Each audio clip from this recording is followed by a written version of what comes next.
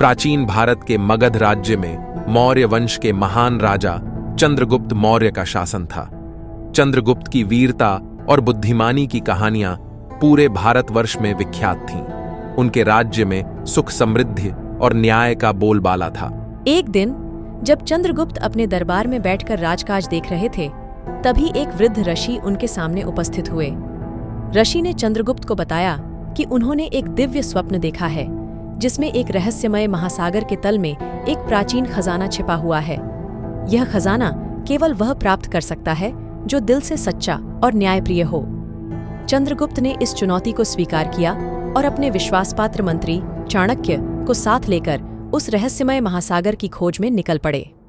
चाणक्य अपनी नीति और बुद्धिमत्ता के लिए प्रसिद्ध थे और चंद्रगुप्त की हर यात्रा में उनके साथ होते थे। यात्रा के पहले चरण में चंद्रगुप्त और चाणक्य को घने जंगलों से गुजरना पड़ा। जंगल के बीच में एक पुराना मंदिर था, जहां एक पवित्र साधु तपस्या कर रहे थे। साधु ने उन्हें बताया कि महासागर तक पहुंचने के लिए उन्हें 3 चुनौतियों का सामना करना पड़ेगा। पहली चुनौती थी अंधकार का सामना। चंद्रगुप्त और चाणक्य ने अपनी यात्रा जारी रखी और एक गहरे काले पर्वत की ओर बढ़े। पर्वत के अंदर घुसते ही घना अंधकार छा गया। चाणक्य ने अपनी बुद्धिमत्ता का प्रयोग किया और एक मशाल जलाई, जिससे रास्ता साफ हुआ। पर्वत के अंदर उन्होंने एक शिलालेख देखा, जिस पर लिखा था, अंधकार के बाद ही प्रकाश आता है। अंधकार को पार करने के बाद उन्हें एक विशाल रेगिस्तान का सामना करना पड़ा। यह दूसरी चुनौती थी तृष्णा का सामना। रेगिस्तान में यात्रा करते हुए वे अत्यधिक प्यास से त्रस्त हो गए। चाणक्य ने अपनी रणनीति का उपयोग करते हुए रेगिस्तान में छिपे हुए जल स्रोतों को खोज निकाला और उनकी प्यास बुझाई। रेगिस्तान पार करने के बाद वे एक विशाल समुद्र तट पर पहुंचे।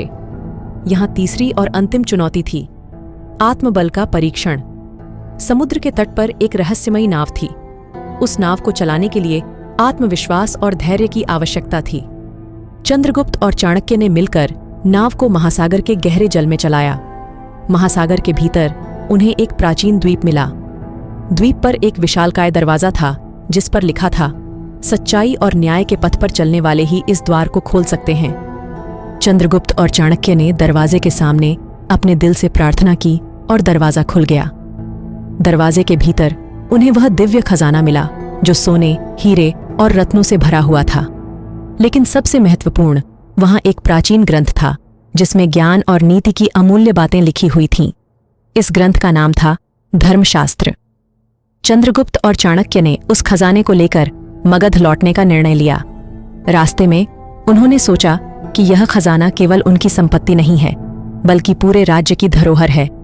उन्होंने इस खजाने को राज्य के विकास और प्रजा की भलाई के लिए उपयोग करने का निर्णय लिया। मगध पहुंचने पर चंद्रगुप्त ने अपनी प्रजा के सामने उस खजाने और धर्मशास्त्र को प्रस्तुत किया। उन्होंने कहा, यह खजाना केवल हमारी संपत्ति नहीं है, बल्कि यह हमारी सच्चाई, न्याय और धैर्य की पहचान है। प्रजा ने खुशी और गर्व के साथ अपने राजा की सराहना की। इस प्रकार राजा चंद्रगुप्त और चाणक्य की इस साहसिक यात्रा ने न केवल उन्हें एक महान खजाना दिलाया, बल्कि उन्हें यह भी सिखाया कि सच्चाई, न्याय और धैर्य ही सबसे बड़ा खजाना है।